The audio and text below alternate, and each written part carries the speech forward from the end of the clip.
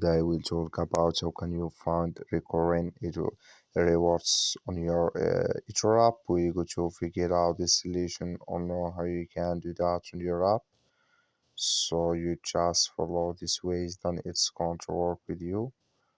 So all you have to do now, you just go here, you go above this sign, click on it.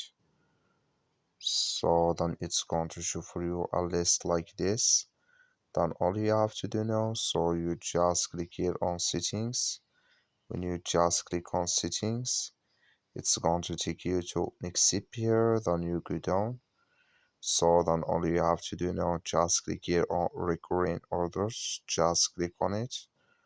So then it's going to take you to this list here, and here you will find our recurrent deposits here, or recurrent orders. I have nothing, but if you have it, you will find it here in this list on your eToro app, and here can you deposit in this list here.